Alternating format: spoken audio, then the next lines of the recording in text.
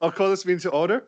I'd like to start by acknowledging that this meeting is respectfully held on the traditional territory of the Sycos First Nation, on whose land we live, work, and play. We have an agenda circulated. Would somebody like to move adoption? So moved. Seconder? All in favor? Carried. The only item right now, oh, sorry, no, we've got multiple items on the budget, but item 3.1, operating budget 2025. Margaret. All right, so the budget this year was created with a 2% tax increase. The grants that are accounted for within the budget, as always, are estimated, and some of them have not yet been approved. Some have been approved, some have not. So we're hoping to cover off some of the projects by the grants that are mentioned.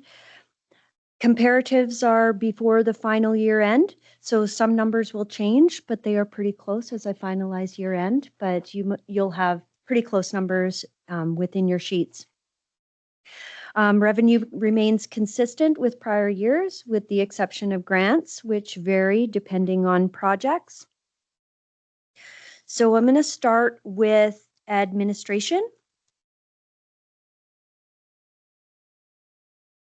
Administration operations.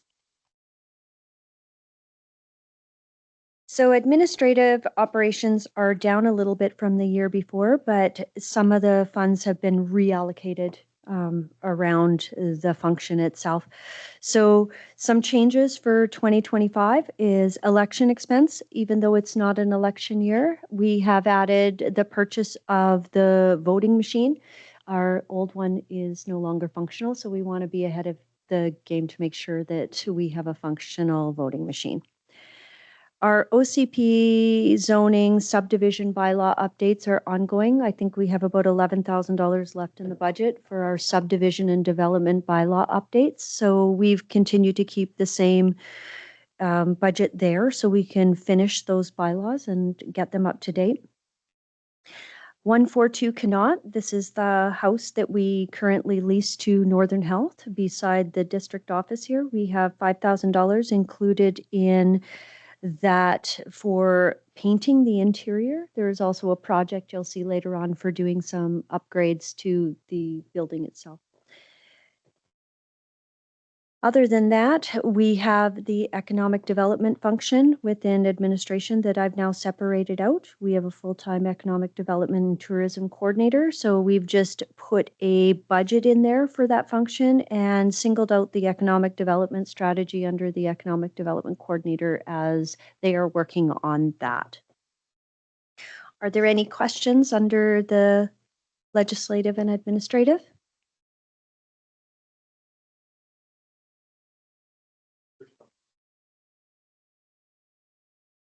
Yes. Cool.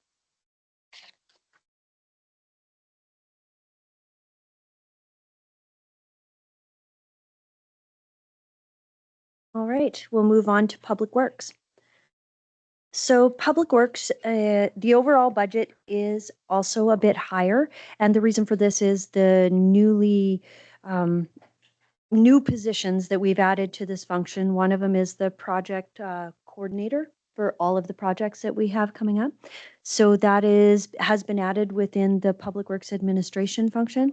And we also have the asset management tech. Both of these positions are covered under the new RBA funds to help us facilitate all of the reporting, the tracking, and the projects that we will be doing with the $3.8 million that we will receive annually. So that adds some capacity there for us. We have a new program or a new budget line for safety programs. So we're hoping to do some implementation of a more robust safety program. And this is where the money is going to come from to do that. What else do we have here? Public workshop. That budget is up a little bit. We want to do some upstairs renovations. The shop itself has, I think it's an empty space up top, right? So we want to do some creating of more functional space up there with offices and storage. So there's allocated budget there. The storm lift station needs some critical repairs. So you'll see that that budget line item has increased. Banners, we've increased the banner budget. I think I mentioned at the last meeting that we're hoping to replace some of the banners and purchase some new banners and also put up or purchase some 100-year anniversary banners for January to put up in January of 2026. Bridge maintenance, there's a new budget allocation there for the recreation overpass. There hasn't been a dedicated budget for that, but we hope to start doing annual inspections and maintenance on the second bridge that we have. The Burrard Bridge is taken care of by YRB. Seal coating, we have moved the seal coating budget into operations. I think that we're not anticipating doing a lot of seal coating this year, so we've made it a budgetary line item just in case there is some to do. In prior years, we had larger amounts of seal coating to do, but there isn't that amount of seal coating to do in 2026. Are there any questions on Public Works?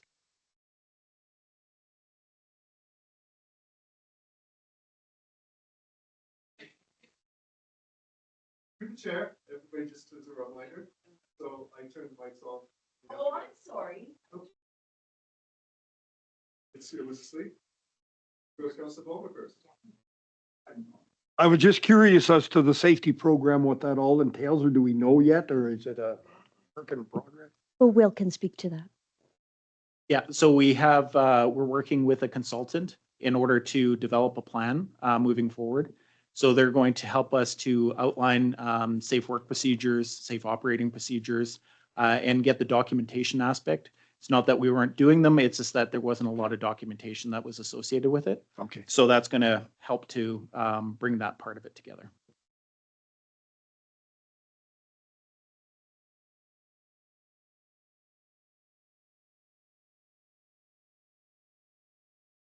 To 129 in 2024 for the Public Works Administration salaries, is that?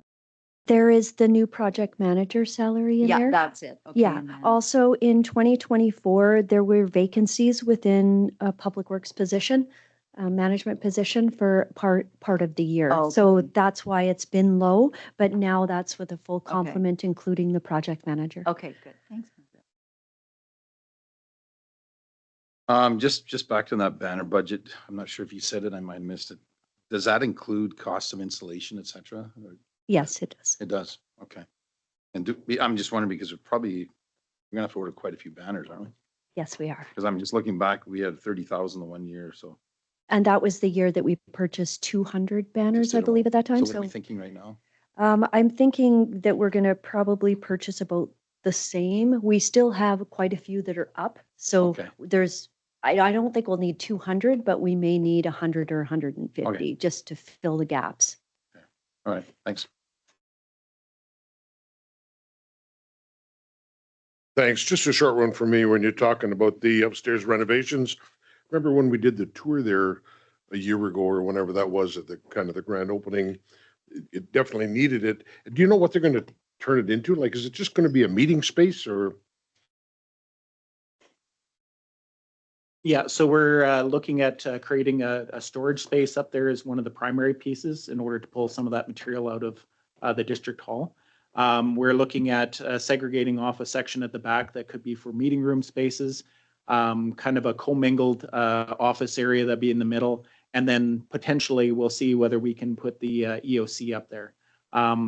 This is not going to cover everything, of course, but this will get us started and get us kind of the storage area to start with, do some relocation of a few things up there. There's also plans long-term in order to put a washroom up there as well, especially if we're going to have an EOC. So having those kind of a independent area. So this will kind of get us started on those processes this year.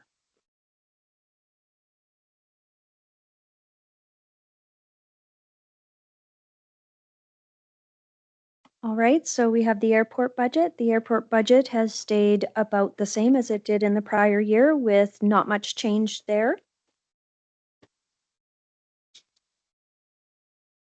Under garbage services, the garbage loan is now repaid. We had purchased a garbage truck out of the police reserve, and for many years, we've been, since 2017, been repaying that reserve back for the purchase of the garbage truck. So what I've done in this budget is I've continued to include the payment to put away into a reserve for a future purchase of a garbage truck instead of just taking that payment away out of the operations budget. The other change is that the chamber will be taking over the recycling as of April 1st. So that budget has been reduced from the full year down to the part year that we will be doing in 2025.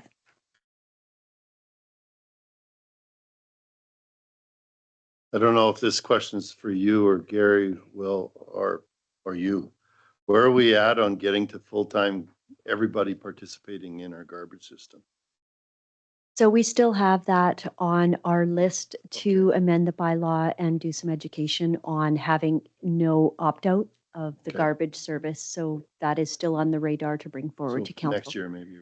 Yeah. Okay, thanks.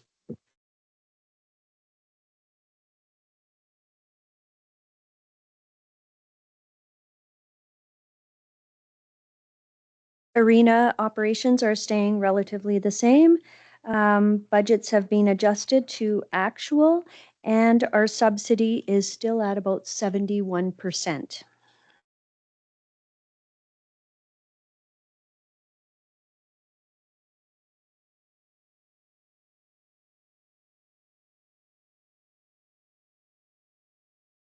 Pool operations are staying in line with 2024. There are no anticipated large increases to the operations. There is a project that is included in the capital for the pool, but other than that, it'll stay about the same.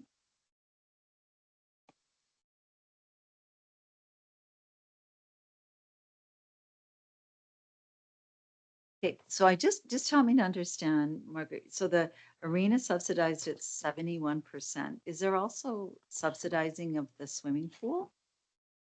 Or is it self-sufficient? How does that work? So there is subsidizing of the pool as well. I haven't worked out those numbers or included them here, but it is subsidized. Like, would you take a gander at how much it's subsidized? Would it be 50 similar? So operations, we're looking at 1.1 million. The Okay. regional district puts in, per the revenue sheets, about 625,000, and Okay. the rest is covered by the taxpayers. Okay. Thank you. Good, thank you.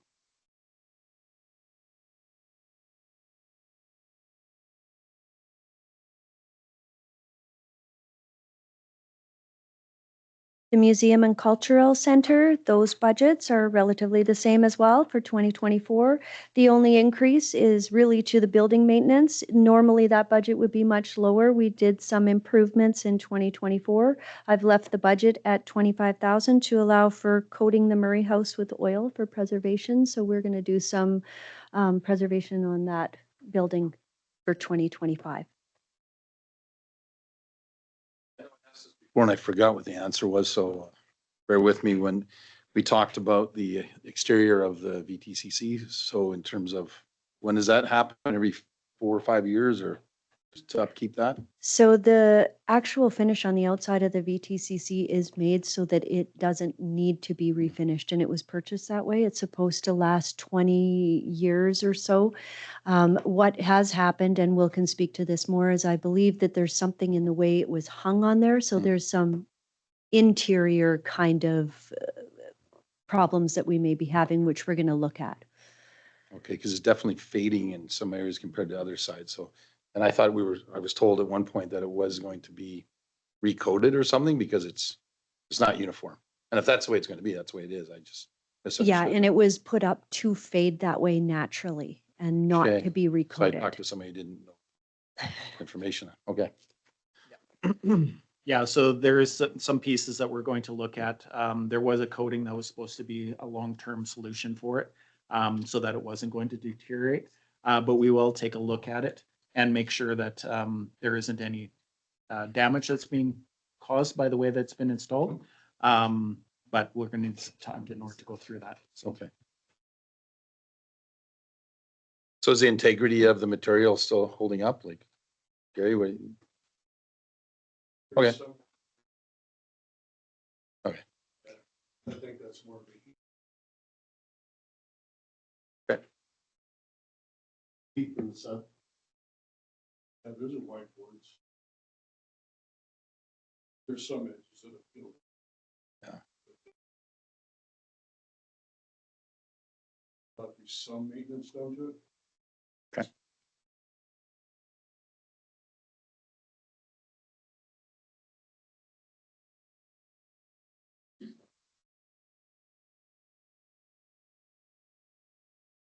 Cemetery, we've had a cemetery sign carry forward there for a few years now, since about 2023. So there was some additional money allocated to the cemetery budget for a new sign at the cemetery.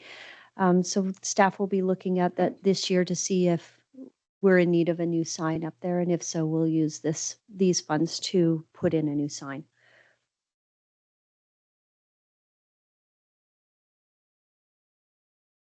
Yeah, just under the cemetery planning, Margaret, can we use some of that to look at this? You know, we talked briefly about a new crematorium or a columbarium. And maybe, I mean, that doesn't need to be done this year. Just want to make sure it's in a parking lot somewhere that we take a look at that and maybe looking at what Quesnel does or other communities do with their columbariums and making them very a place to go and relax instead of the barren one that we have. So maybe, is that something we could do under planning? Yep, we can.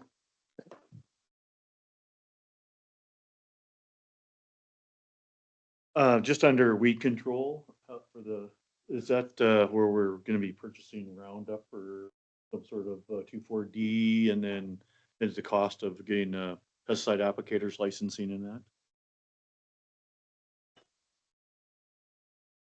Yeah, so we have a contractor that does all of our parks. So that's what that includes. So they provide all of the pesticides and whatnot that are necessary for that process. Okay, great, thank you.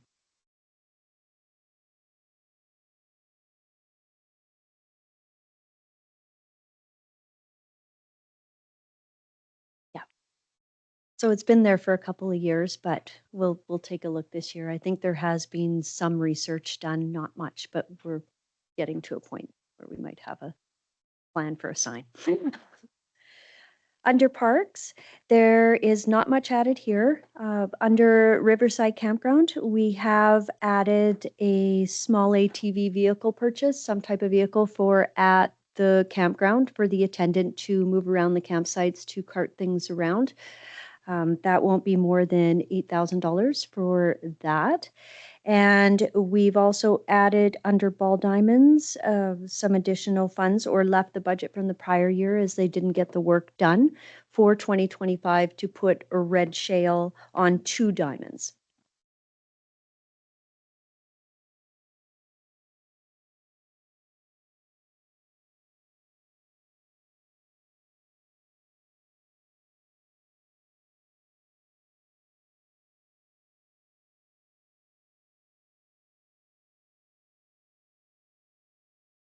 Under recreation, we have an increase to the community garden harvest supper. The community garden group came to us late last year after their event to let us know, because we jointly host this event with them, that $2,500, which we have been giving them for many years, is not enough to cover the rising costs of the food and everything that they do to prepare that event. So they have asked if we could increase our contribution to $3,500. So that has been included in the budget to give them a hand. And again, this is a joint event that we host with them, so we do provide some help towards that event. There's a new line item for Indigenous Day. I've added $5,000 to the budget for assistance with that event, either jointly or for any type of planning or events that the district would like to contribute to that annual event. Just under events, as we've been discussing, there's probably going to be a lot more that we may be involved with for the, oh, I guess, no. I'm going to leave that alone for now. Never mind. So I have increased the other events budget. I have left it quite high as in 2024, but I'm hoping that the other events will now be taken up by maybe some planning for 100th year anniversary celebrations or anything like that. So that's where the spillover funding would Okay. be.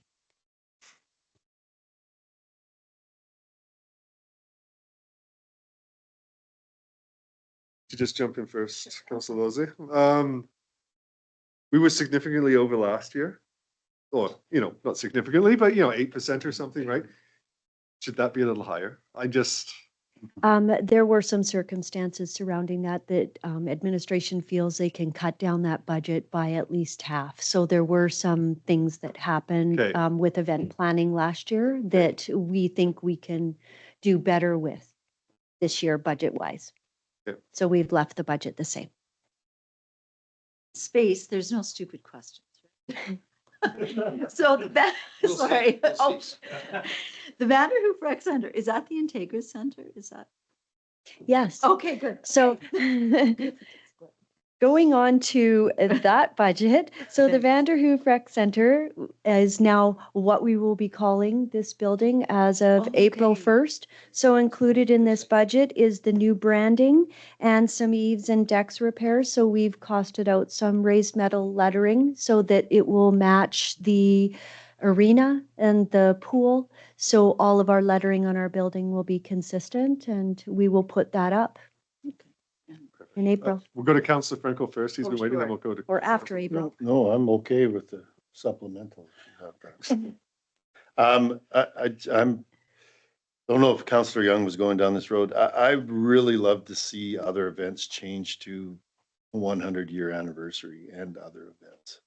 Somehow we have to have it in the budget that we're actually looking at it. Like just a change in the line item at 100-year anniversary and other events, if you don't mind. Then we know it's there, because I'm gonna get it lost in other events, so. Maybe.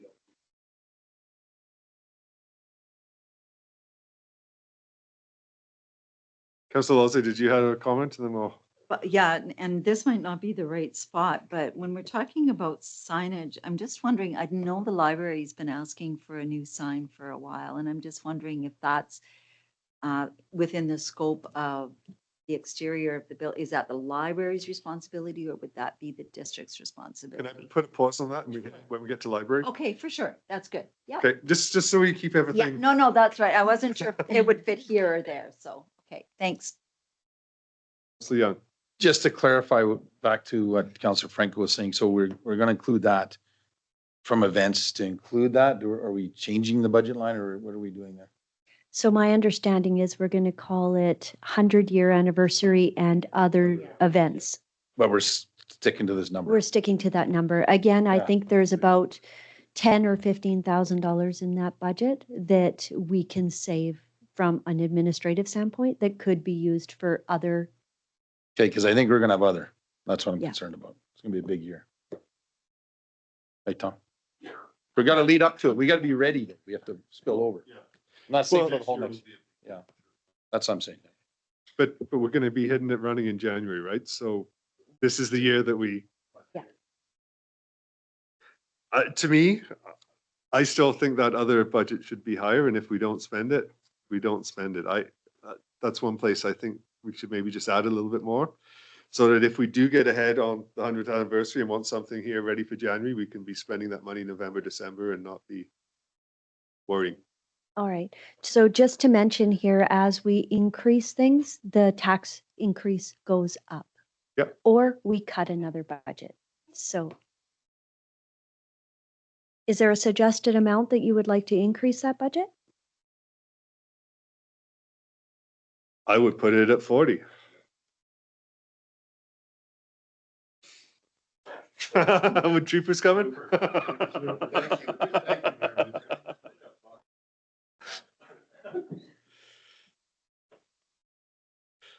Anybody else? Good to move on. All right, no major changes in the fire department. The only change that's noted is the increase for the firefighter wages to minimum wage. So that'll be up for discussion and approval of council.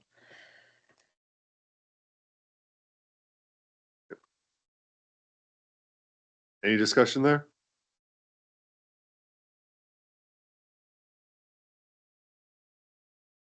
Good. Before we move on, I'm actually wondering, could we run back to rec for a second? And the sturgeon release is one that I meant to bring up. Just because, and I know last year was a big year, but that's again a big discrepancy in what was spent the last 2 years, right? Is that enough? It is enough. Again, I think we need to have some discussions around planning and how we go about these events. Okay.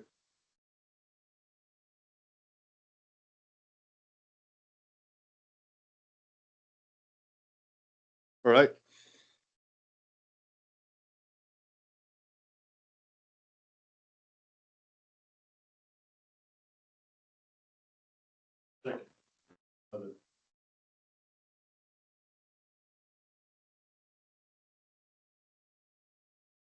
No, these are the other kind of recreation related events that we fund, but mostly it's grant and aid, which we'll deal with later on in the budget. We'll talk about the grant and aid applications, but yeah.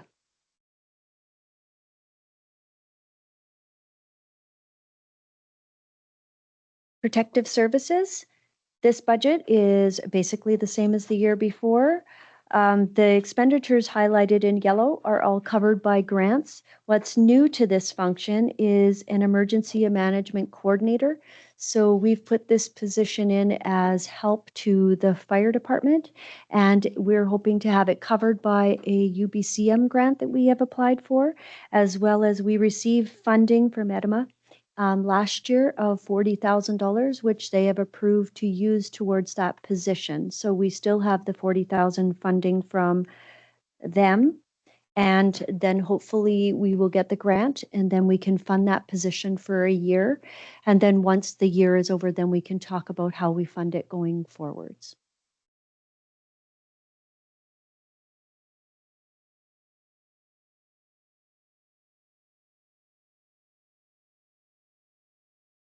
Councillor Bowman. Is that person on board now, that position? No, this came about after a presentation by the fire chief to council. And when do we have a timeline when that person is coming on board? Once the budget is approved and if council in theory likes the idea of having the position, and we believe there's a lot of work that that position could do and cover quite a few different spots, and we can get funding to cover most of those wages, we would like to have that position. So if But that's council, more discussion. Yeah, exactly. thank you. Sorry, I missed anybody else? Okay. One question on here I have, the wood stove program. That's changed significantly.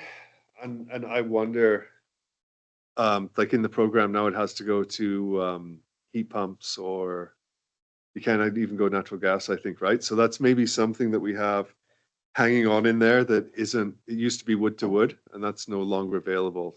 So I wonder if that's something, maybe not for this budget, but we should just be looking at, does it leave the budget if we're not going to get that uptake on that? Because it's been zeros for a few years now, right? And I think part of that is we haven't had a dedicated person in a while to facilitate that program. I'm hoping to transition that over to someone because actually it's still sitting with myself. Yeah. And the program has changed, and they do just give us the funds every year. And we did have an inquiry actually last week for it. So every once in a while we do Okay. have one, and there are a lot of people that are now wanting to go to electric heat and Okay. heat pumps, and those are covered under the program. So if we can get more communication out on the benefits of that, we may have more uptake into the program, but we haven't been able to get a lot of information out. Good. Any other questions?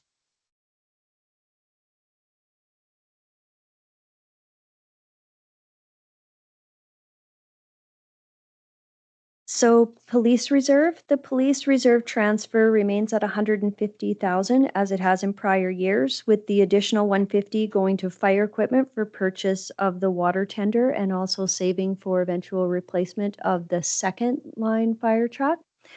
The reserve spreadsheet, the additional 150,000 is still showing under the police reserve. I apologize. I've moved it up to the fire where it should be now, so it matches with this sheet. So there shouldn't be the transfer of 300 to police unless council would rather it went there. But we have been moving it from one protective services to another, which is the fire department, to help us facilitate purchases of those higher dollar pieces of equipment. And it does help in that reserve. Any questions on that?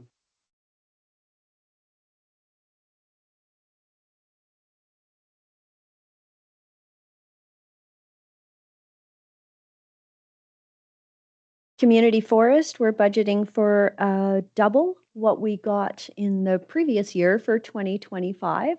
So the budget stays the same as it was back in 2023, as we lowered it for last year. Last year was a little bit of a smaller year for us.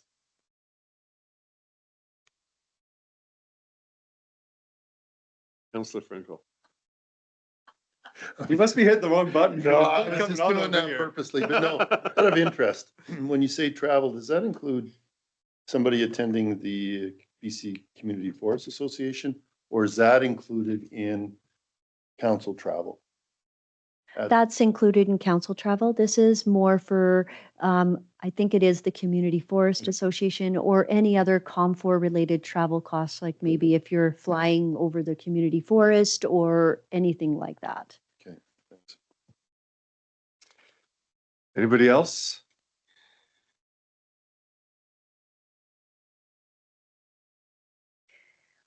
Our annual debt remains the same as it has for the last few years. The district usually carries 3 equipment loans. I try to keep 3 at all times. Our budget allows for that. We will be down to 2. We've finished our 3rd loan this year, so there are 2.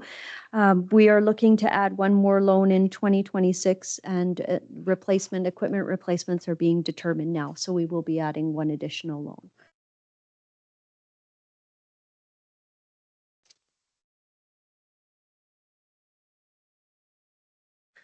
So that ends the general operations. Are there any other questions for general operations?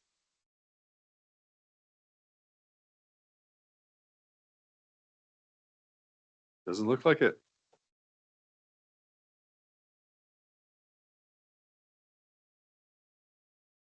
Is it okay to move on to general capital? You bet.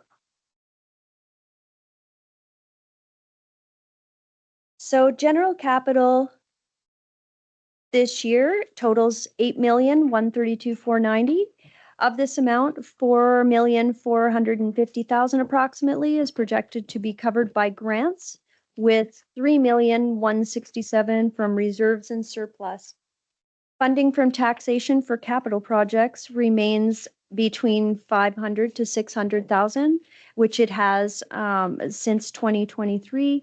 Prior to that, capital funding from taxation operations was around 450 to 500, so it hasn't increased that much. If council is looking to save on taxation, this is one of the areas where we can curb the budget, and it will funnel more back into operations. Would council like to go through the projects one by one, or are there certain projects that you would like to discuss in more detail? Councillor Franco. Yeah, just a general question, Margaret, and I probably know the answer, but when we talk capital projects that you know, that are slated for this year, the 8 million, the 400 to 500 is included in your 2% increase? Yes, it is. Okay, thanks.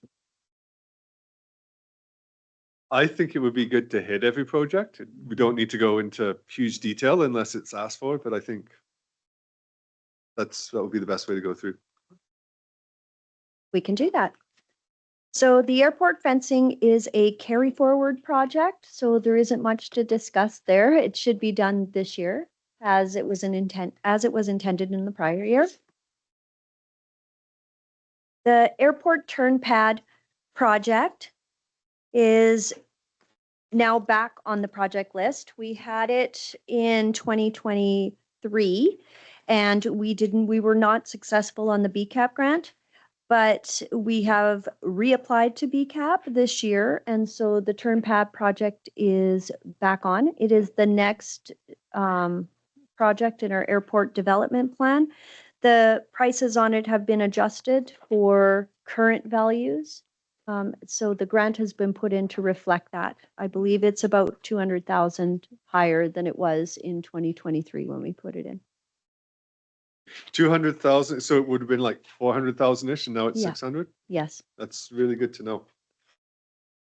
When somebody has a conversation with me.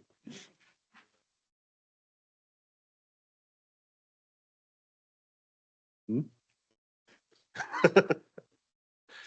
Any questions on the turn pads? So the land future planning, this is in the budget in case we decide to purchase a parcel of land at the airport that could be for a future terminal building. It hasn't been determined yet which parcel that would be, or if anybody would be willing to sell those parcels if we don't in fact own them ourselves. So we've put some money into the budget to purchase an area for the airport terminal for the future. The Aquatic Center Tile and Grout project is a carry forward from the year before. There has been a $3,000 addition to it just to allow for increase in pricing, just because it did get deferred for a year. Councillor Van Dola, did you have a question? Yeah, just going back to the airport, talking about potential purchase of land for the potential terminal building. Have we made any inquiries to the current landowners if they're interested in selling their existing properties? We've made multiple inquiries to one landowner, which is our ideal location, and we haven't received any response yet, but we will continue to pursue that avenue. Thank you. The arena heat exchanger and heat reclaim pumps. This is a project that qualifies for LGCAP funds. Right now, we have LGCAP funds that were given to us prior to 2024.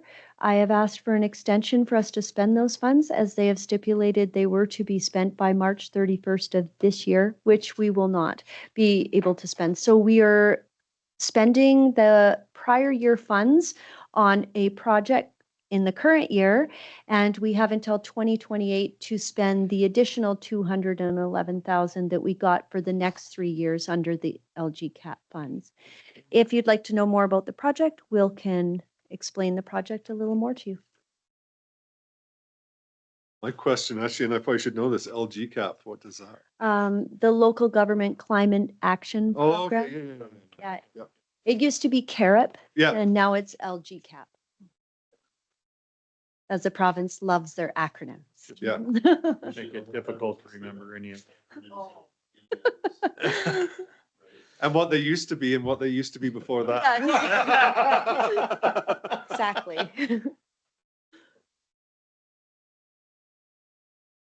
Councillor Lozzie. So, is the contractor and this project will go ahead this summer then?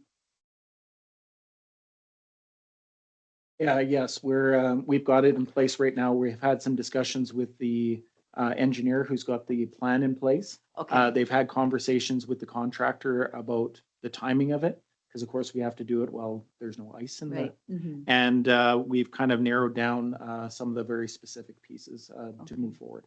Okay, great, thanks.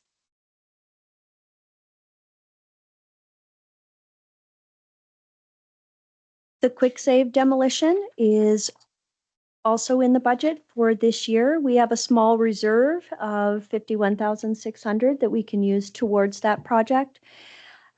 We will be putting that out, I believe, to RFP. Is that correct, Will? So this is estimated price, and it could be less or around that, possibly.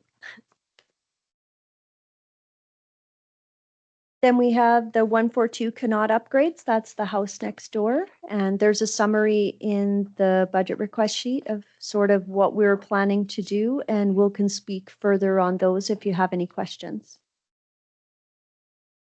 Oh,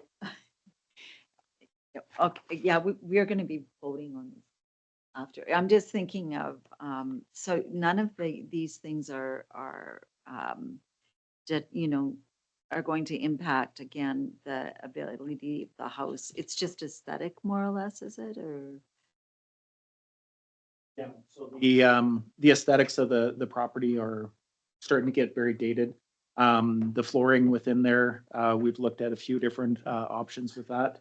The painting of it hasn't been done in considerable amount of time, so trying to get that updated. Trying to make it a little bit more desirable of a location. It is getting quite dated inside. Okay, thank you. Well, I thought Will's pants, those red pants that Will had? I thought that would be better. Some of the items that we plan to do are also just in line with regular maintenance and repairs that we would do on all of our buildings. Because it's a new building, we haven't done that yet, so it needs painting, the fence needs repair, the grounds need some work, so all of that is worked into that budget as well. The $5,000 we saw there earlier, that interior painting thing, this is all above and beyond that. That's in addition to this stuff, right? That's correct, yeah. Yeah. Okay, good, thanks. any further comments?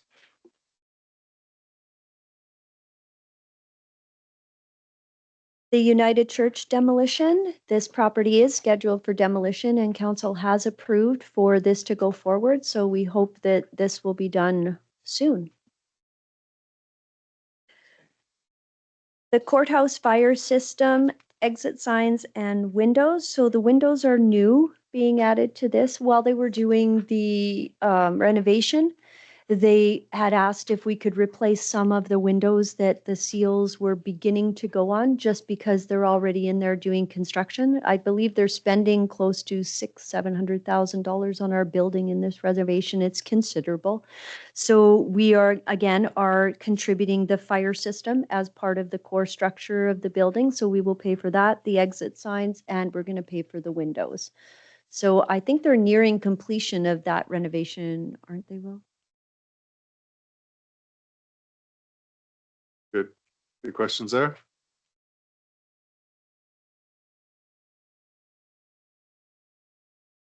Next is the fire tender that we're purchasing. This is for the chassis, which we think we'll have to pay for in this year. We understand that this price is.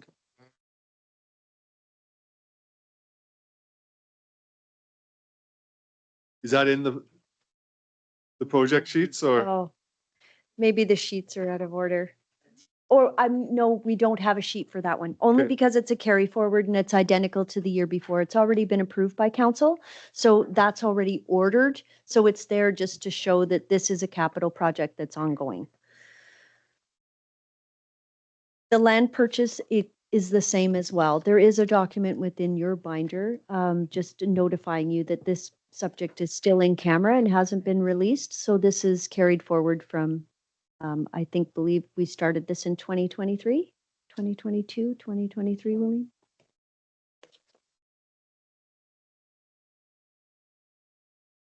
The erosion mitigation, which is the next sheet, sorry about that. So we completed phase one, of what was covered under the grant for 2024. They weren't able to get to the second part because our approval of the grant didn't come until after the planting season window had gone by. So then we put in a subsequent grant to UBCM and we were approved for that grant. So we have approval on the next 3 phases for the erosion mitigation. 2 at Stony Creek and 1 on our Riverside Park phase that we are doing. So those will start soon here. Perfect.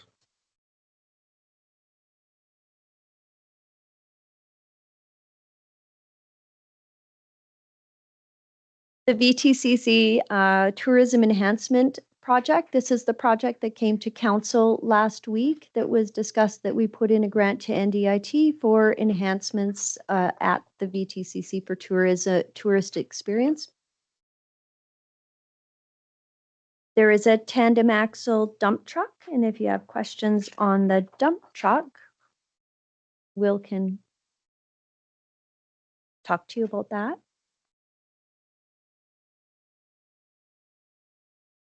Yeah, so we're looking at the purchase of a used tandem axle dump truck. So the idea with this is that our current fleet is only single axle. So it provides us with some additional carrying capacity. We'll look at, depending on what we purchase, whether it'll have plow systems that are set up on it. It'll just provide some additional versatility within our fleet. Because we don't currently have one of that capacity, we didn't want to go out with the purchase of a new one, which is considerably more expensive. And we would see exactly how much use it gets out of it before we moved into something of a newer fashion. Do you have a question there, Councillor Lyon? No, wasn't really a question. I had a check mark in my book that I read that over the weekend or whatever. To it. You answered those questions too. You're planning on buying a used one versus a new one. And I think that's a great way to go to just see if it works good, because I think our town is big enough now, we can handle that. And next year you'll be asking for 2 more. So. The struggle is the licensing for drivers, because it is a tandem axle, you have to have a higher class. So our current ones right now, we just have class 5. Quite a few of your employees have class They do, 1 licenses, or 3s are better anyways. So exactly. I might know somebody that can get them trained up.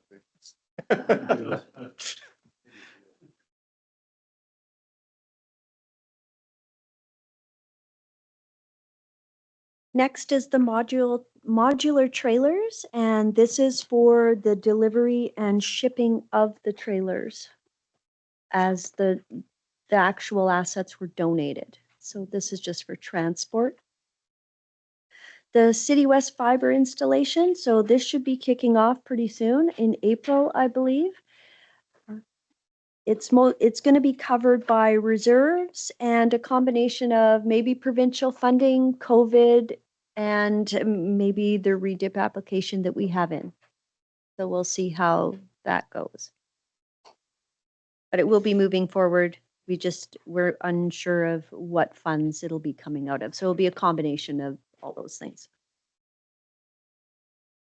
The pump park, that will be moving ahead. And we have several funding pots for that. And we are looking to take the rest out of surplus, whatever the remaining amount is, once all the grants come in, whether they're approved or not. We know that we have the RDBN, which will be contributing $130,000, and they've confirmed to us that they will do that. CAN4, we have their $500,000, and we have a grant application into NDIT for $300,000, and we may receive that, or we may receive something less, but the remainder will come out of surplus for that project. The pedestrian ATP Safer Route project. So this is our active transportation project that we've put in under 2 separate federal and provincial granting programs for active transportation plans. And there's a small remaining amount that would be covered by us under surplus if we are successful on that project. If you'd like to know a little bit more about the project, Will can talk about that. So this is for the alternate route for the sidewalk going up Riley, Chilco, and 3rd. So this is getting the pedestrian traffic away from the highway section. This is what this one is highlighting. Anybody have any questions? Councillor Lozic. So when I was reading the plan, it also continued to talk about pedestrian along Highway 16. So we're just gonna, if we go with this, then we're just gonna totally scrap anything along Highway 16 then, is that right? We'll look at, once this is in place, what the movements are with pedestrians and Okay. confirm that this route is working the way that's intended. The pedestrian network plan is always something that we can go back on. but it's going to be more challenging in order for us to go along the highway. Yeah. for sure. There's a lot of obstacles of going on that route. There's a lot of safety improvements by moving away from it. Yeah. And there's going to be certain areas along that corridor that we don't have other options other than actually utilizing the highway section. So I think it's just going to require a lot of education to get people off the road. Yeah. We're gonna public. And Will, I would just leave your mic on and then Okay. we can. Any other questions? So next we have the CN fencing project. We completed, I would say, almost half of it in 2024 and received the funding for that portion from the RSIP grant. They have extended that project for us into 2025 to complete the second section, which will go down to recreation overpass. So that'll be completed this year. And hopefully that program will open up again this year and we can put in for another section and continue on that progress. We have 500,000 in the budget for our paving program this year. And the final project is the Knight Creek Culvert upgrade. In 2024, we had $150,000 in the budget. We've increased that budget by $200,000 to $350,000, as that is more reasonable to what the project's going to cost to do it in a way that does protect the fish. And there are 2 other consecutive projects going on at the same time above and below Knight Creek. So we want to make sure we get the right type of culvert in there to protect what the other group is doing, as well as protect our infrastructure and do it right the first time. So we're hoping to put in for a couple of different grants. One of them is through FCM and another is through another granting outfit. And we're looking at that right now, but hopefully that'll be completely covered by grants.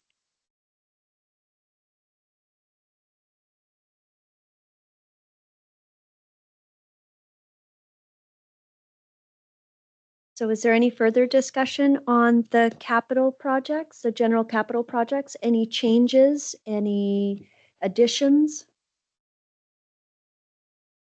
One question I would have is, and there's not an awful lot of things sort of that would be purchased as, sort of units, but what is our exposure to items that might be coming from the States? And I'm thinking, as we go through, just to make sure we've got some thoughts to what tariff implications could be. I know it's an unknown, but it'd be good to sort of have an idea of what that exposure could be, right? yeah, so we took a look at that for the fire department in regards to the tender. They're an extremely long delivery time. I think, what was it? 18, 19 months. Yeah. So there could be some cost implications on that. We did look at the other proposal that had been submitted by Hub for the unit that was already in place, but it's $80,000 difference. So that's a considerable amount of tariffs that we would have to pay in order to get up to that amount. So the unfortunate thing is it's a little bit of a question, but we are trying to take that into consideration and making sure that we're putting in contingencies on some of these projects in order to have them that mitigated as much as possible. And when we start getting into some of the other projects, I'll talk about that a little bit more on some of those as well. Okay. Yeah, and I was thinking things like the arena mechanical upgrade and that too, right? Yeah, so we have been taking a look at some of those as well, trying to get the pricing of what's in place. It seems to be an on again, off again. We have no idea whether it's going to stick or not. Yeah. So we kind of, there's certain aspects that are already within Canada that makes it a lot easier, but yeah, it's definitely a Might be consideration. good to tender early. And a lot of our projects have healthy contingencies in them, and we do that Right. for a reason, because Yeah. if we come in under, usually it's coming out of reserves, so it's just less money we're taking out of reserves. It's not, there's no Yeah. tax implication to it, but we do allow for those types of things. Unfortunately, this is a big unknown. We don't know what it is, so it's hard to budget for that, but our contingencies are pretty healthy. Sounds good. So any comments on the projects, capital projects? Are there any other comments on the operations in the general fund itself that we would like to discuss further? Because my hope is that if we're okay with the budget as presented as we go along, once we leave here, if we're happy with what's been presented, I can continue to prepare the bylaw so that I can bring that back for readings. So if there are any changes besides the one increase now of the $10,000 that I can go back and look at what we can do for that, just let's talk about that. Mine would be more of a general and nothing to do with the budget. I think 2% is great, Margaret. Have we seen any comment since this has gone live? Have we had any public? I'm so glad we have one member of the public here tonight to verify our deliberations, but have we had anybody submit? And it's been that way through the years. I'm just asking if anyone submitted their thoughts or. No, there's been no comment as of yet on, and I've posted the full documents that you see in Yeah. your binder on the package. So it was out there, and there is a public comment at the end of this meeting if people wish to come and comment on Okay. anything in the budget, but I have not heard anything. Thanks. It's all on your shoulders, Shelley. You get a vote. Yeah.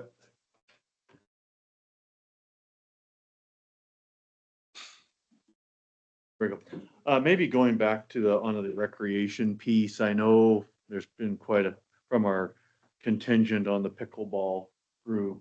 Are we still looking, maybe not for this year, but the following year to go ahead with that project?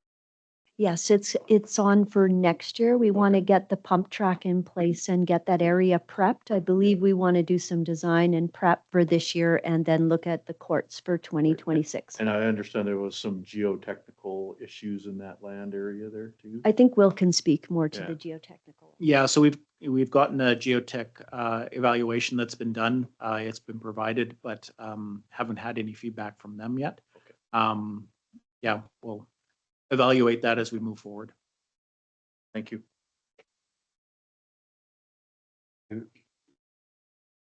Just out of interest, Councillor Vandola, today, Mayor Moutre and I met with Dave Christie just to talk about it, the document, the mining document versus the forestry document. One of the things we talked about is whether the Jedi could come and take a look at and analyze our changing demographic within our community. We're all hearing anecdotally, but seeing a lot of people moving into the town, retirees. What does that mean? Does it mean we go from 4 pickleball courts to 8? And I think that's what the mayor talked about. Like, so where does that demographic sit if we're getting a lot of retirees? And I think the number's almost 10 or 12 different folks in the last couple of months. What does that mean to us? It means different healthcare services. It means maybe more pickleball. I don't know, but we should figure that out. So hopefully it comes to the table next time. Well, Yeah. these are good comments also for our economic development strategy. So we can mention this to our consultants and they can look into that just to see where our demographic is going and talk to the stakeholders and ask these type of questions. Because one of the crazy pieces is we know that pickleball is like the use of pickleball courts and that sport itself is growing exponentially worldwide, or certainly North America. So of course that'd be, as the mayor had identified, if it's something maybe we should be looking at doubling the size of the facility that we're looking to construct. Yeah, it is definitely something that should be front of mind on that if we're having a lot of retirees, and if we've talked to 12 people, how many more are there out there, right? Yeah. And get our heads around that and what that different service wanted should be. Anybody else? Move on to taxation. Well, I think taxation we kind of talked about. Yeah. I've put 2% into the budget. So if there is an appetite for a less or a more, I believe we're one of the lower communities for our tax increase this year, but it is based on, kind of the atmosphere we have here and the things that have been happening in Vanderhoof lately. So we can increase it more, or we can reduce it. But 2% is what I've presented to give us a fair and rounded budget. And I'll just jump in there at the beginning. I definitely wouldn't want to go any less. We've got to remember that Canfor is paying full taxes this year. It's actually in the coming years that we'll be facing that increase or need to increase taxation. So I wouldn't want to go any more now because you're going to set yourself up for a worse situation there. Any thoughts? 2% enough.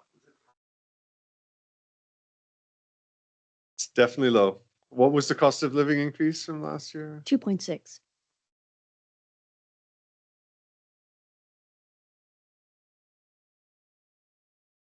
And I think that we have a pretty robust budget and we've met all of our needs for going forwards for the very ambitious capital plans that we have, especially in water and sewer. And the RBA funding has really helped. It's huge for us. So it will allow us to keep taxes lower rather than increasing for all of those items.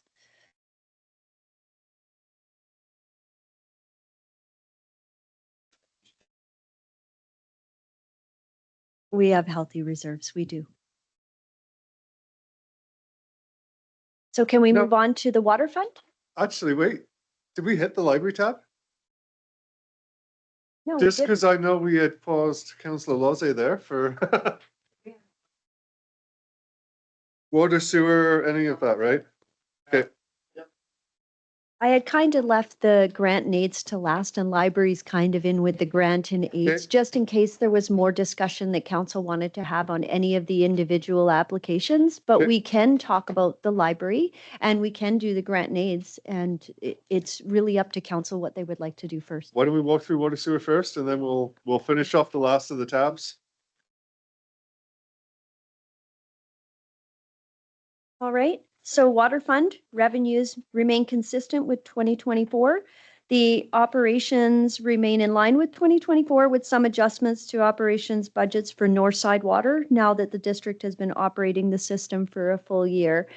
We also believe that we can make some improvements in those budgets there too with some upgrades to the system, which you will see in the capital. But other than that, the water fund is operationally the way it was in 2024. Were we going to look at like looping in that? Did we ever get a report on that to see if there were efficiencies that could be gained on that system? Around the time of the purchase? Am I out till lunch? We did. So we hired Scouten to do some water modeling Yeah. and GISing of the system, and maybe I'll let Will speak to that project. Okay, Yeah, so we've had a little bit of a struggle with the output coming from that report. Yeah. We've had some difficulties with how everything was actually surveyed and laid out. So I've sent it back to them for additional review. Same thing with the modeling. They haven't been able to add in the additional pieces for looping and those aspects. So it's still a work in Okay. progress. But we are looking at some various different ways in order to do some capital improvements to that site, which you'll see in the budgets here, as well as in future years. I think there's going to be some substantial ones that we'll be having to look for grants in order to do some major upgrades on that system.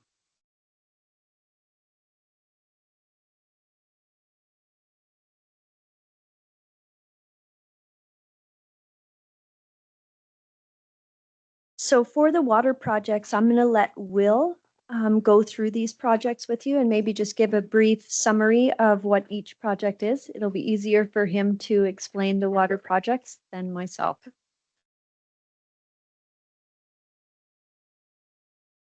So the first project is the Clark Avenue 4th to 6th water main. So this project will actually be done in conjunction with another project that's being done in the area. Then we have the the utilities master plan. So that's you guys know where we're at? Okay. The one we start with is the water meter pilot. Okay, let's go through them that way then. So the water meter pilot project. So this is the one that we've gone out for provincial. They're looking at trying to support us in order to be able to move forward with it. So this would be providing water metering for all of the connections throughout the district. This is completely grant funded. So the cost estimate that would put in place is for the cost of the equipment, cost of the installation, all of the aspects of the communication aspect of it, the coordination, all of it is being done by external resources. There will be some assistance that'll be required through our project manager, our coordinator, and myself. But this should be completely funded by the province. I do apologize. It looks like the papers are in backwards to the cover sheet. Sorry about that. So they're upside down. So the next one I have is Victoria Water Treatment Plant hypochlorite. Is that what you have? Okay. So this is for the hypochlorite generator. So this is what actually creates the chlorine for injection into the system.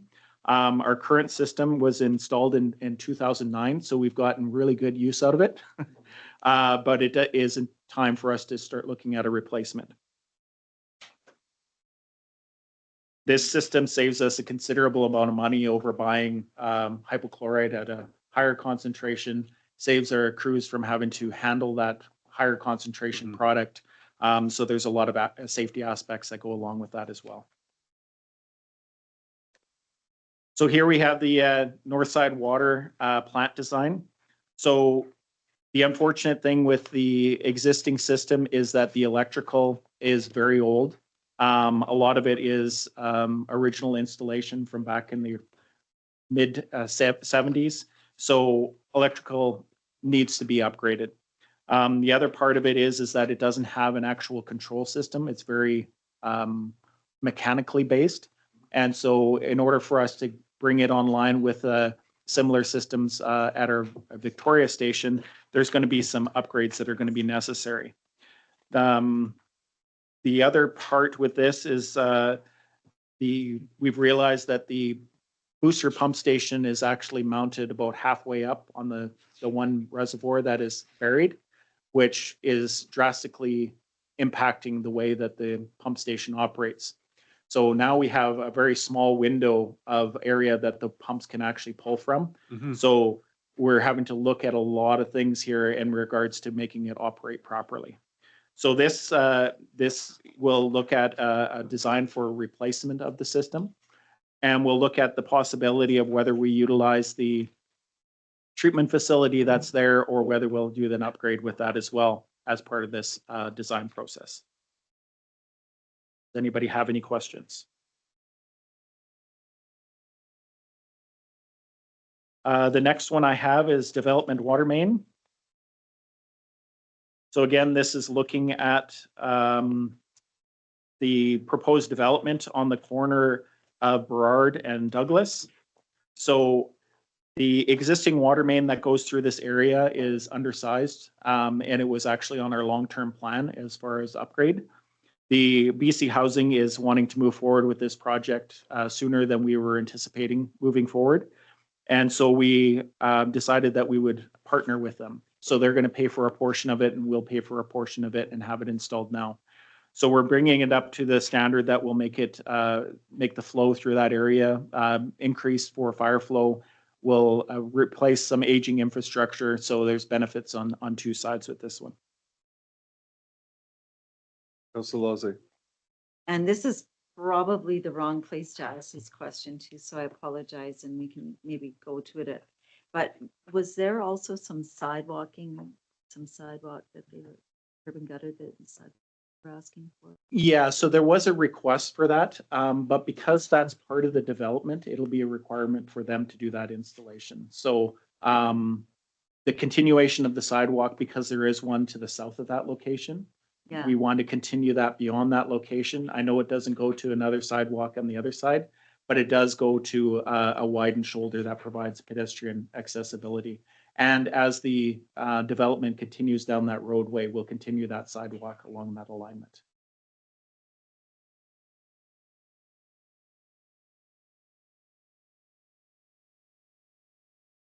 The next one I have is for Northside Water SCADA.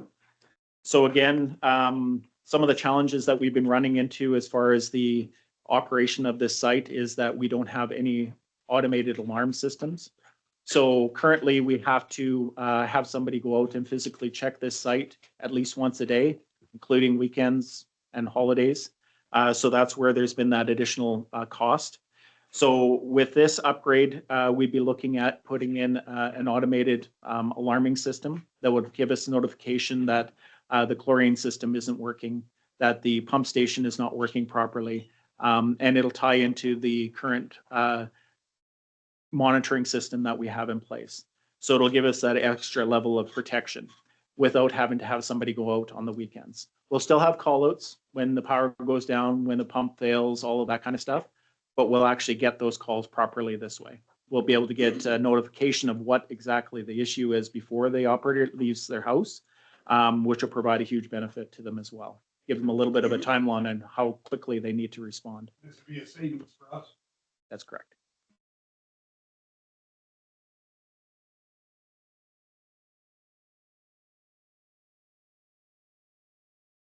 So I've also included for the SCADA upgrade. So there's part of it that's going underwater and part of it will be going under sewer. So again, our SCADA system at some of our sites is lacking. So trying to bring that all up to the same standard. So this will allow us to be able to get better reporting, better monitoring. The important thing with the SCADA system is that it actually does recording as well. So it gives us information like pump run times. It gives us information like flow rates at stations, both the water and our sewer system. It gives us a lot of useful information that gives us early warnings that a station needs to be upgraded. If all of a sudden you've got a pump that's running 24 hours a day, every day, you know that it's undersized and that an upgrade is necessary. Hopefully we can catch it before it gets to that point, but this will give us some of that information in order to be able to do those analysis and do a replacement at a better timeline so that we're not behind the 8 ball all the time. Any questions?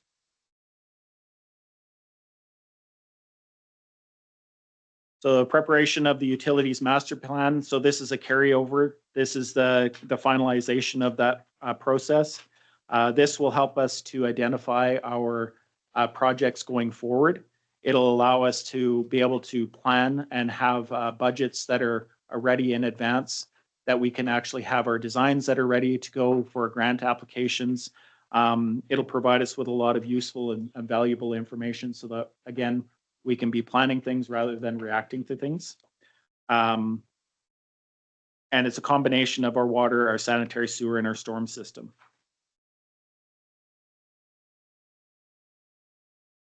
So on this one, do we not have a utilities master plan in the works? It was started last year. Okay, so this is We're just a just wrapping up the continuation. final Yeah, pieces this of is it just this the year. carry forward amount. Okay, The Clark Avenue water main. So this project will be done in conjunction with a sewer main in the same vicinity.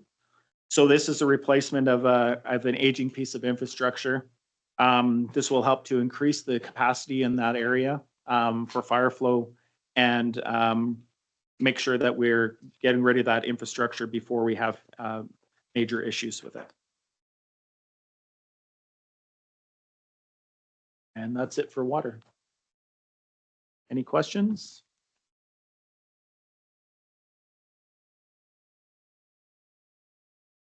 We want to move on to sewer? sounds good. So for sewer revenues, again, remain consistent with 2024. Operations are also consistent with 2024, except for the addition of expenditures for operating the new septage receiving station once we are approved under, hopefully, the REDIP grant for reclassifying the boat launch project. And we can install that this year. And then we're on to capital. This is a very aggressive sewer capital plan here. So I'll let Will go over those with you as well. So the first one is the north side force main for the lift station. going to the Victoria. So this will connect into the existing force main that was installed on Stewart. We'll bypass the Butte pump station, bypass the recreation pump station, and go directly to the lagoon system. So this will also include the installation of the force main under the Nechako River. With the new regulations and requirements, we have to go 10 meters below the low point in the river. So it's going to be quite deep, which will be done by directional drilling. We've had some conversations with the contractor about looking at ways to have minimal impact on the routing, because there is recreational activities that are in this area. There's also the parking lot next to the Friendship Center and the, what's the other, E-bus school. So trying to minimize those impacts as much as possible. So this will connect into a new lift station as well.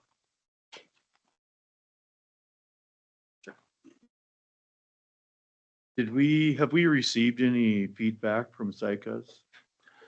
So we presented to them the plans in the river area. Yeah. We've given them a copy of it, and we haven't had any response at this point.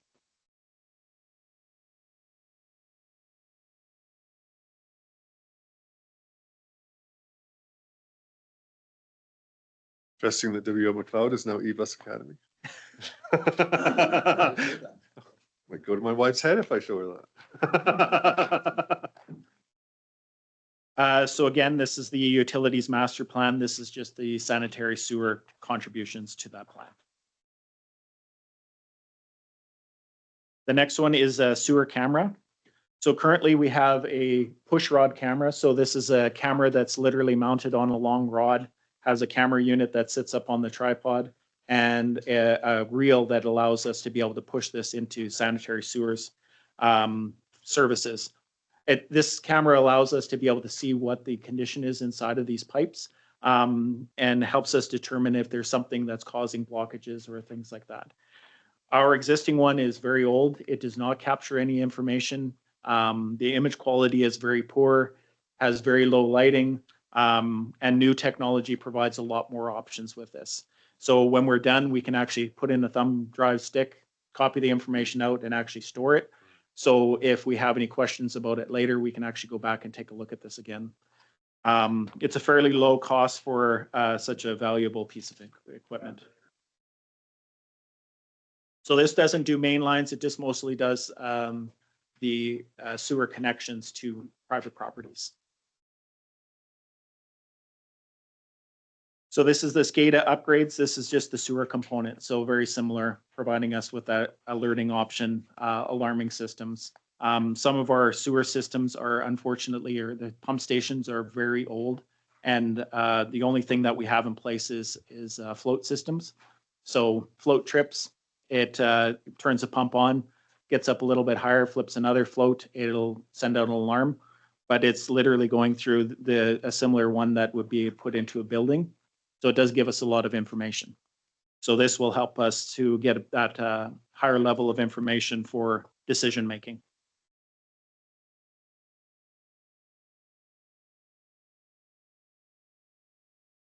The next one is the boat launch to the septage receiving. So we've had discussions about this before. This provides us with an opportunity to for a revenue stream in order for us to be able to accept sanitary waste from camps, from septic haulers from around the region, and be able to create a little bit of a revenue.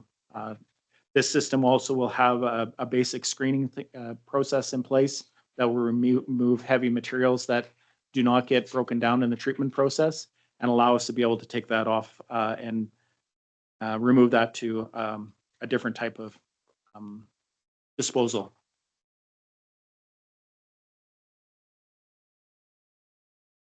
Trenchless repairs. So council recently approved us moving forward with this process. So this again is for the CCTV inspection at those various linear aspects throughout our community, provides us with information on all of our manholes as they go through, and allows us to be able to do some of those repairs in situ without having to excavate these locations, which provides us with increased usage of that asset for an extended period of time, or prevents there from being blockages in this by removing hang-up locations.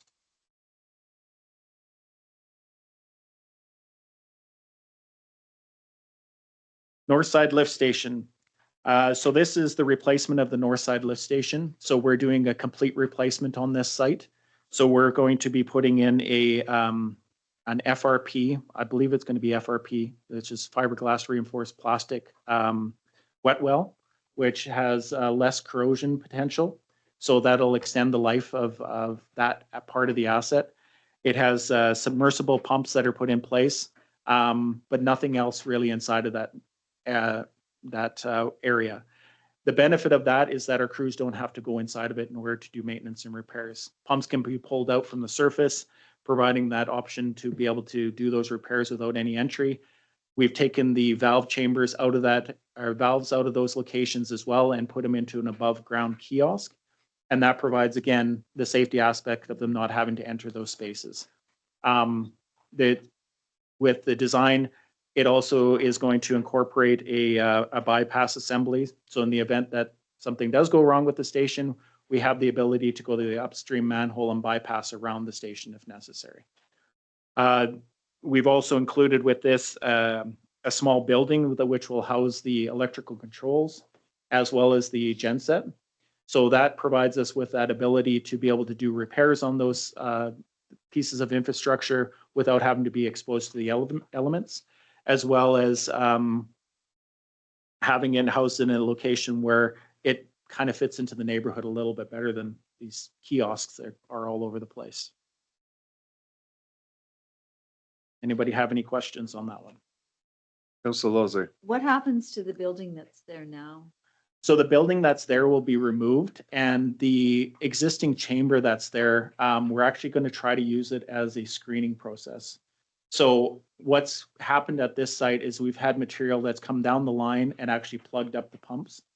So we're going to put something in place that'll capture that material, and crews can look inside of there periodically to make sure that that material is removed in a timely fashion, and then it doesn't get into the pump station. But yet, if it does get caught up there, it'll allow it to flow over top of it and not be a hindrance to the flow. So Great.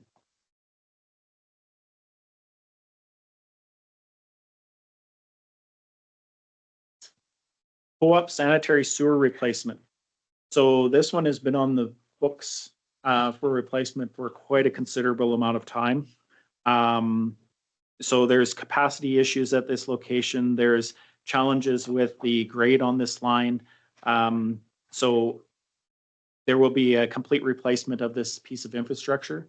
We're actually going to install a new line parallel to the existing one because we can attach up higher and be able to get better grade through this location and allow us to actually be able to increase that capacity. Everything on the south side of the highway comes through this site. So it's a very critical piece of our infrastructure that we need to make sure is replaced.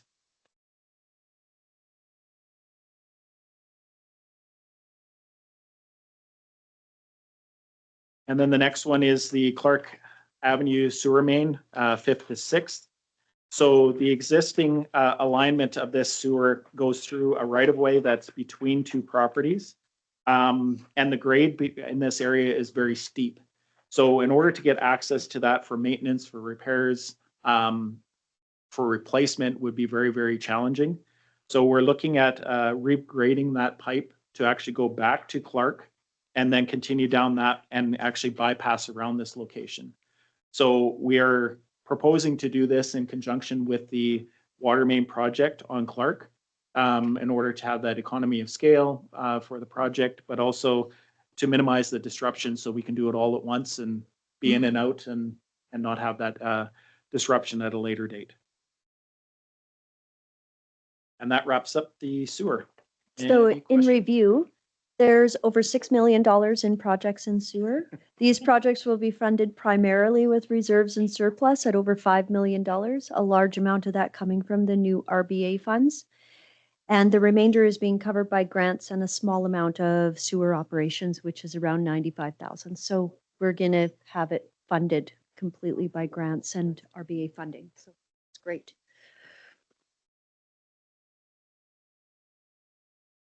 We do have some other reserves that have been given to us, like the capital and capital planning, the Growing Communities Fund, and gas tax, and those other types. So we are using some of those as well. Perfect.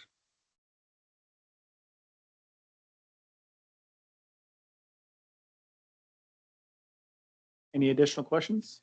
I just have one pretty massive amount there. Do we see any impediments in getting all those projects completed? Like, it seems. No, I'm being stretched right now. Yeah.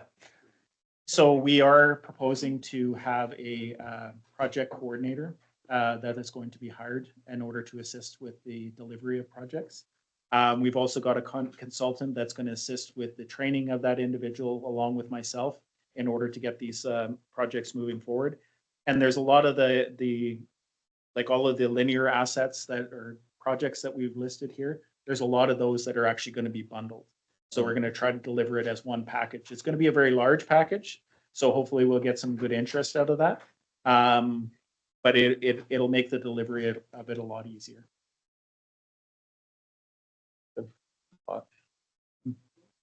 And some of them we waited a long time for, like the one on the Core Mhm. property. That's. Councillor Lozay. Sorry, I'm just asking, like, is it late in the year to start trying to get contractors and? Yes and no. The contractors that we've been dealing with, they're used to this time frame. I see, okay. Yeah. So this is not. Yeah, so the one struggle is the co-op. There's groundwater issues that we need to be outside of the freshet period. So we need to make that's going to have a little bit of a dictation on exactly when that can be constructed. But when you look at the overall length of some of these, it's manageable. Okay, great, thank you. Anybody else? Equipment reserve? Well, I'm thinking we should just keep going, hey? Everybody in agreement? Seems silly to take a recess when we're almost. So the equipment reserve hasn't changed much. Like I mentioned, we have one loan that's being paid out in 2025, so we're down to 2 loans. And we'll be using 150,000 out of that reserve for the tandem axle truck. Next, we have the grant and aid. So this year we did a more extensive grant and aid application process, which was great. It gave us a better understanding of all the groups that were out there and what their requirements were and what they were asking from us. All of the projects are included in the budget as they were presented. So if there are any applications that council would like to discuss in more detail, there are a couple that don't necessarily meet all the requirements of our grant and aid application process. There are 2. One of them is the Figure Skating Club. They're actually not a not-for-profit organization. So that is one of the conditions of our grant and aid. And the Airport Society is asking for a travel to Las Vegas, which isn't usual in our grant and aid asks. Other than that, most of them are for events that are community events that are open for everyone.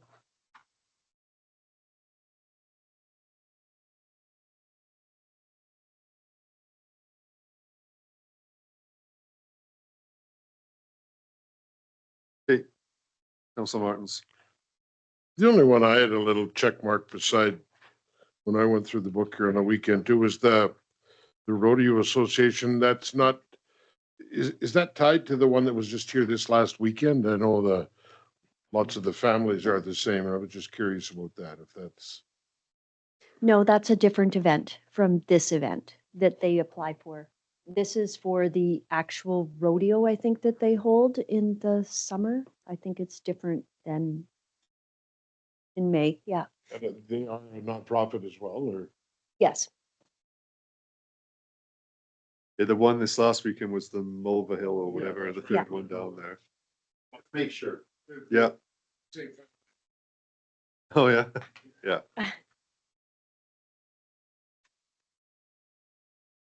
Did we want to discuss the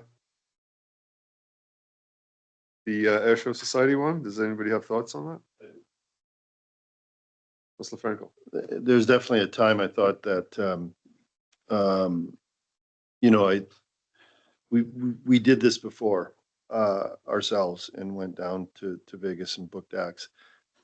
In this case, in thinking ahead to 2026, this is where they will book military, Canadian, all those things, see all those things. So I'm good to support them for the $2,000 this year. In December. And so we've got to start thinking into 2026, 2026, our 100th anniversary and supporting that. So it's at one time I wasn't, but I am now. I think you got to help where we can, and that's what we're trying to do with our 100-year anniversary. So. Oh, sorry, I see that, Councillor Martins. I agree with Councillor Frankel there too. There maybe was a time, but that is part of that gearing towards 2026, I think, and that can be a great event for that year for sure. So I would absolutely support that now. Now, Any other lines? as for the figure skating club, normally in the past, they have come and done a separate presentation to council outside of grant and aid for this event. It is a community event and it's not just figure skating competitions. It's a show and it's open to the public. So it is a community event. It's different than their regular figure skating. So even though they're a nonprofit society, we have supported their in-kind request in the past. It's been ongoing for us.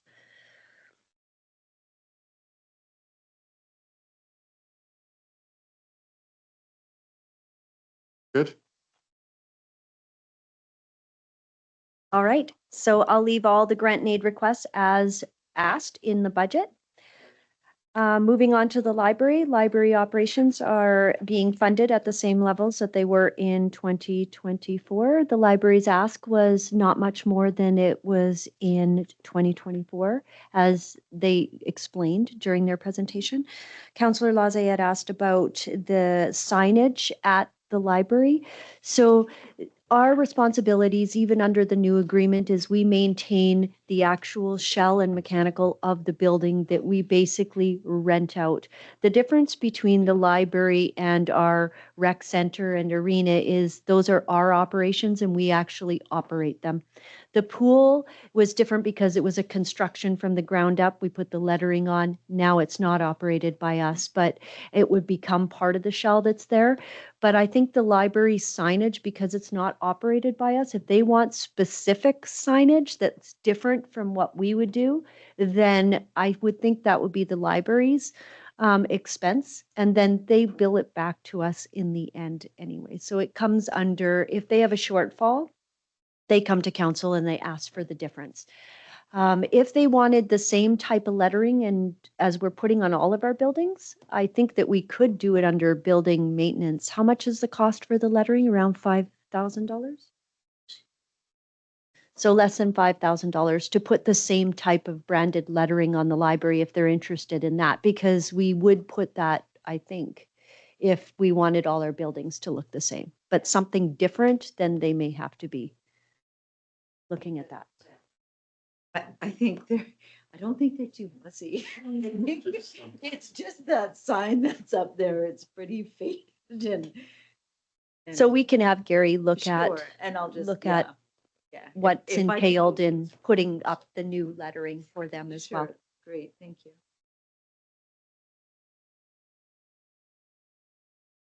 That's good reserves. for that, but I'll maybe make a general comment on signage at the end. Let's do reserves first. Okay.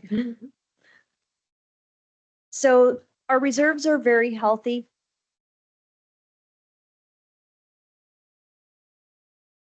If we were to have, in the future with the closure of Canfor, we do have the industrial reserve.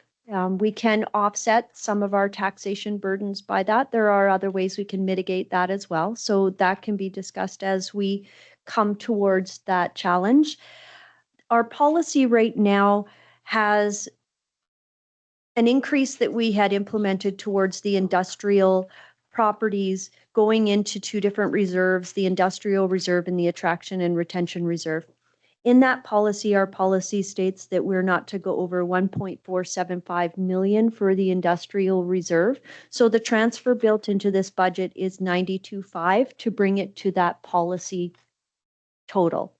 So if council would like the transfer to remain as it was in the past, we can continue to build that fund, but we would need to do a policy amendment to increase that or do a budget amendment to also increase that.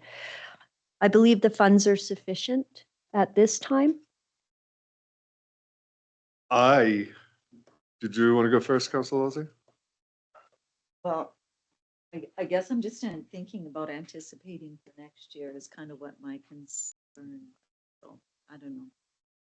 I think personally, I would go with a policy amendment and leave that in there just because we know we're going to be drawing it down in short order, right? Like this isn't a future hypothetical. It's So future. between the 10,000 and the increase to this reserve, that's another % increase on taxation. Oh, that's what I thought it was almost 2.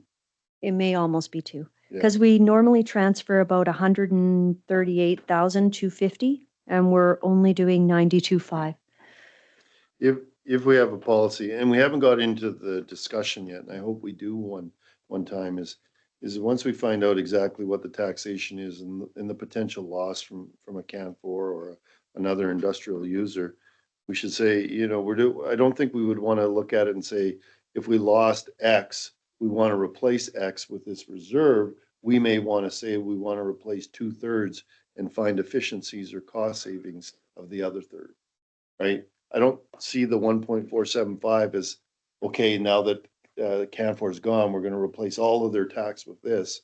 We need to look at efficiencies and we need to look at where we can get other money from. So And I we agree. haven't had that discussion yet. Yeah, I agree with Councillor Frankel. I think there are options within the budget itself to have some efficiencies should that time come, and that the reserve is sufficient for now.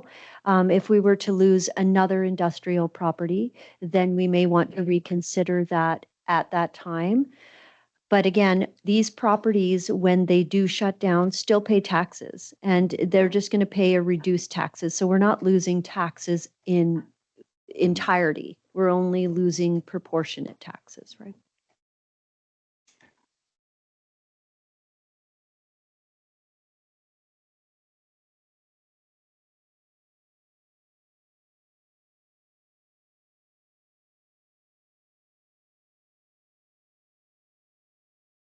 So a 1% tax increase is about $62,000.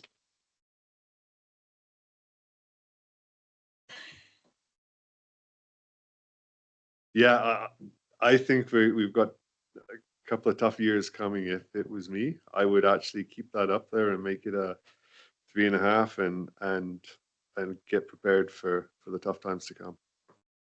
Go ahead, Councillor Lozzie.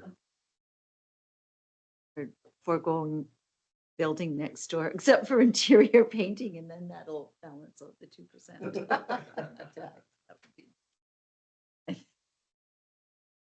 Can we find that in other areas, Margaret? We could go back to the budget and revisit some of the numbers in there and see if we can find some efficiencies to make that up.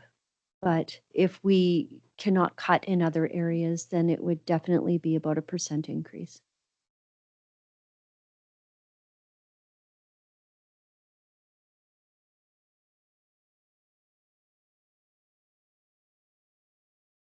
Yeah, my thought process on that is you look at multiple percents in years to come if you don't do it. To cut down to 2 this year, I think is a little. So the other thing to keep in mind too is this 92.5 that I've proposed for this year caps us out at the 1.475, Yeah. but it's built into the budget. So for 2026, we still have the 92.5 if you wanted to increase and continue to put 92.5 in, because that's built into the existing budget. If we were to take the 92.5 away, that's an efficiency we find in 2026, right? So, or we can leave the 92.5 there and go up proportionately in that reserve to the remaining sawmills that we have instead of the full amount, which was to account for all the sawmills. Because the taxation was 10 points on all industrial. So if we still continue to put the 138, that's all on that remaining industrial property. Unless we move it over to residential taxation, because the intent was that it would come off of industrial to go into the industrial reserve. So right now, this is leveling it out to where that amount would be left for the remaining properties. But if we leave it at the 138, then that all comes from the remaining sawmills.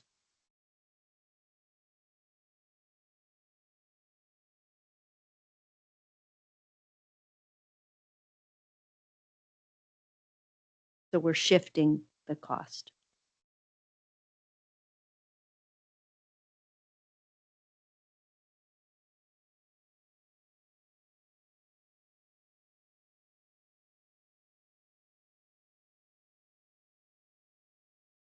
Yeah, yeah. I think, the other two sawmills might have something to say about that, as they're Yeah. facing challenging That's times right, right now too, right?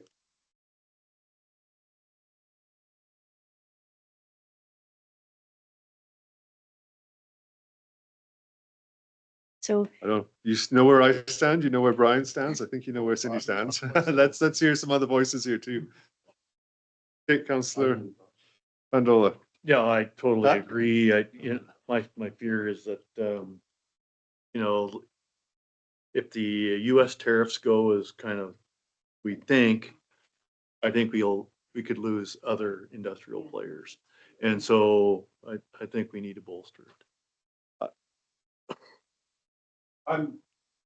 This is a big one, so I actually want to go around the room and make sure everybody gets a voice heard. As I said earlier, I don't know if two is enough, so. I think, agree with everyone else, we should bolster. Mr. Martins. Yeah, it is a tough one, isn't it? Because it's, everybody else is feeling it too, and the tariffs could certainly, we don't know what the end result that's going to be. But preparing for the worst is probably a kind of error on that side, and it's not that big of.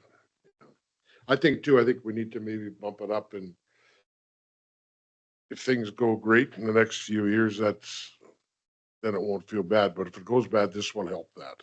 Mhm. That would be my take. Councillor Young.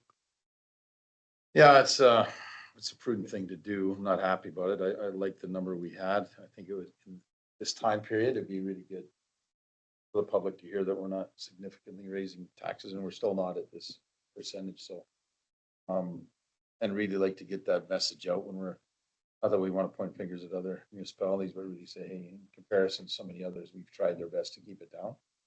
And at the same time, plan for the future and making sure that we're not negatively impacted by that loss. So I think people need to be educated as to why even we went 3%, because I think there's some people expecting a drop. That's not realistic to maintain services. So again, people have to understand that there's a little bit of pain that we're going to go through, but it's not 7 to 10% like a lot of other. Councillor Lozier, you wanna? Yeah, no, I do think that, we don't know, and I think it's good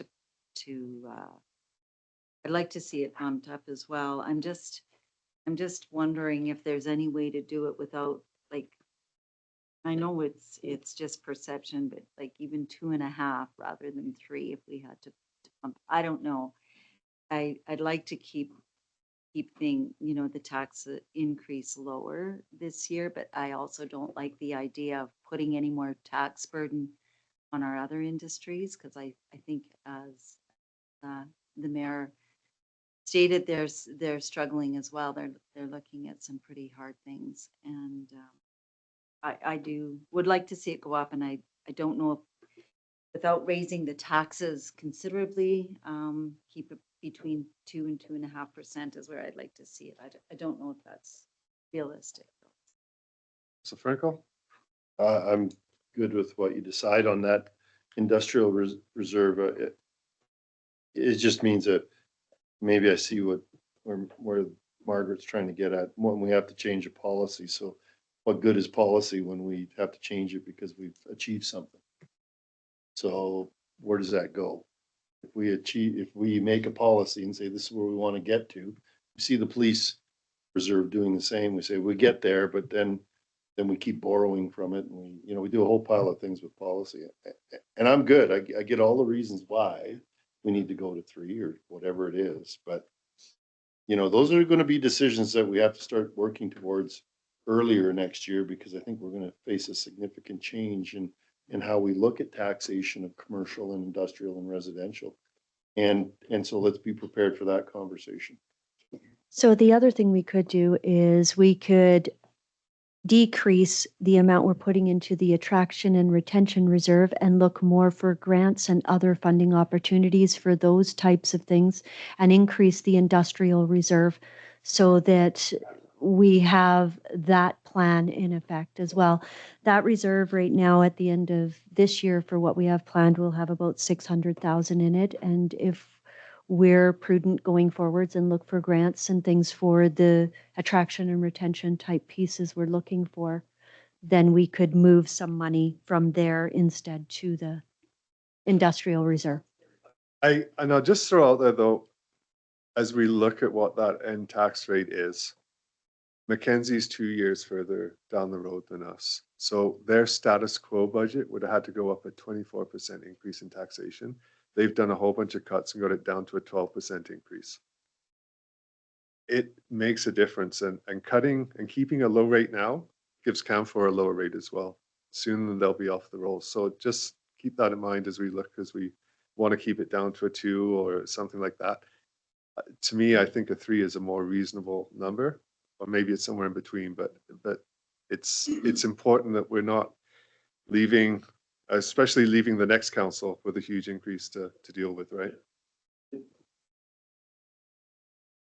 We're still taxing industry, correct?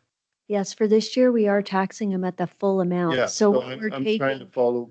so the Go on. difference we're taking right now for capping this is only because of policy. So we've taken that into general operations and we're using it for other type projects and expenses that we have the difference in between. And our tax for industry is 1.5% more than the 2%. Am I correct? Yes, because Yes. we put an additional amount on the industry Okay. just for these thank you. reserves. Yeah, So it's we've still already not 2% increased. For It's a lot industry. more than that. It's a lot more than If that. we do 2.5, it's everyone. At the mill rate. So I mean, Yeah. So it'll be proportionate to all of the classes. And the highest class, assessment class, and the highest tax class is residential. So that's where the bulk of the taxes are collected.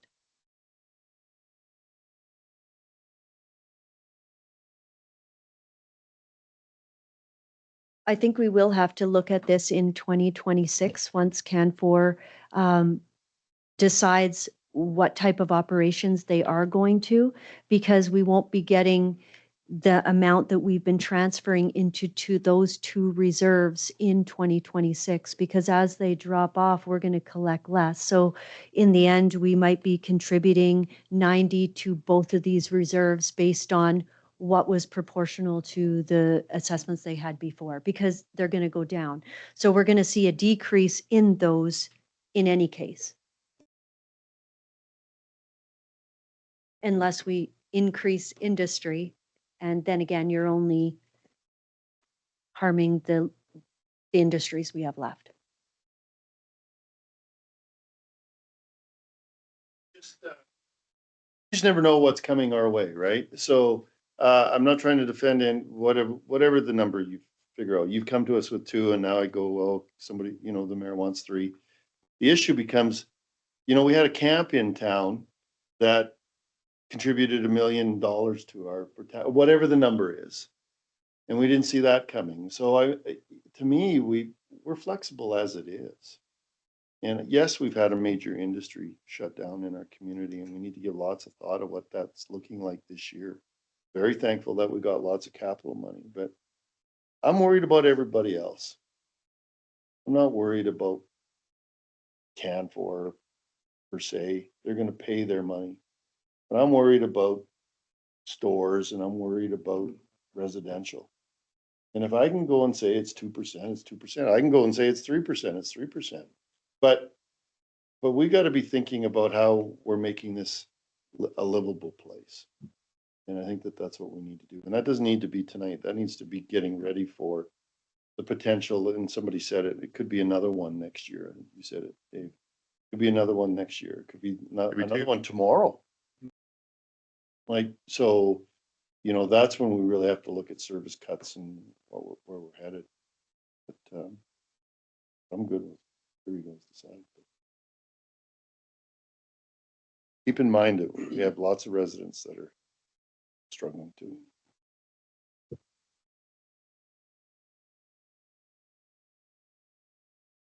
You can adjust the one, take some from traction or retention and put it into industry.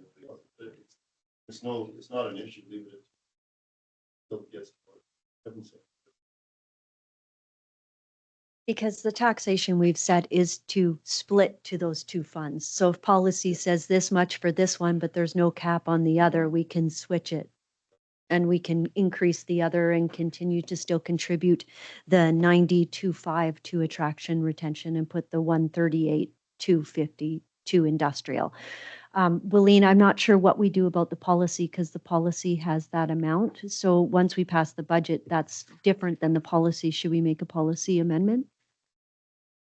Actually make a motion. You can actually make a motion tonight to amend the policy. I can find the policy number and just change the number. If we're going that way, I think we should just forget it and leave it as is because we're just moving numbers around. The real thing is, do we want to have 2% or have a 3% increase? I think here is the question. Because we can turn around and take all of attraction retention and put it into industrial reserve if we wish to next year or whatever, right? Like we can make those changes on the fly. That is correct. Or for the future, you can make the industrial fund policy, make the amendment so that it's more flexible instead of having that 1475. So whatever you want to do in the future, you are able to do it and you're not stuck at that 1475 as the policy says right now. I think the way inflation's gone since that policy came in, it's no longer a real number, right?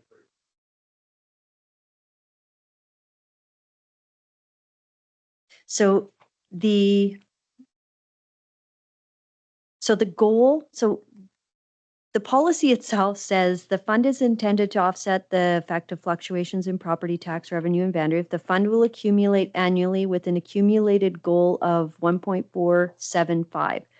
But again, further on in the policy, it says there is no maximum accumulated limit for this fund, but that's the goal. So that's a goal and there isn't a limit. So that's Correct. a mute point then. So I guess it's, do you want to set a goal or not have a goal?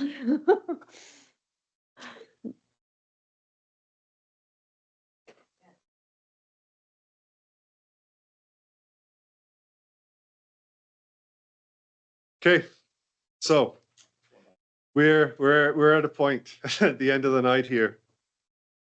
What do we want to do? Do we want to take a vote on this? Do we want to? I think we need some clear direction here is what we need.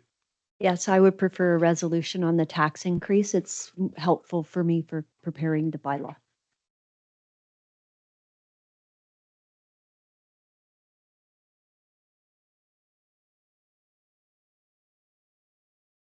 I'll move that we set the tax increase for 3% increase.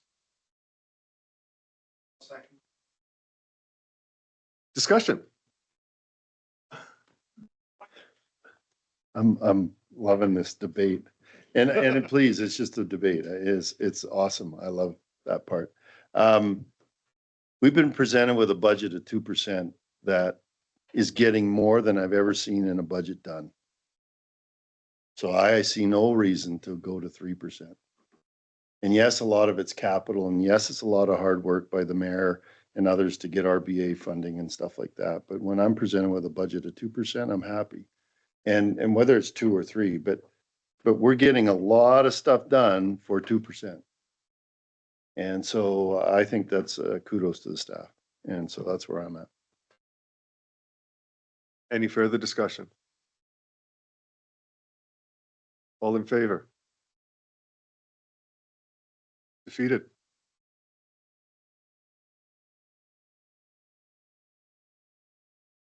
I'll make a motion of 2%. Any discussion? All in favor? Opposed? Please note that. Thank you. Now, would you like us to go back and find efficiencies within the budget to cover the $10,000 and just move things around for the additional funds that were requested for other events?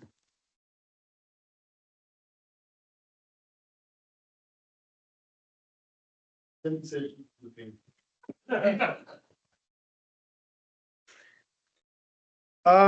some food, then we're gonna have I'm calling a special in camera with everybody here. I hope you all wave notice so we can make that happen. Let's get some food first. Oh, you haven't heard from our member of the public. Oh, member of the public. Would you like some I just want to know that she'll give me the old one.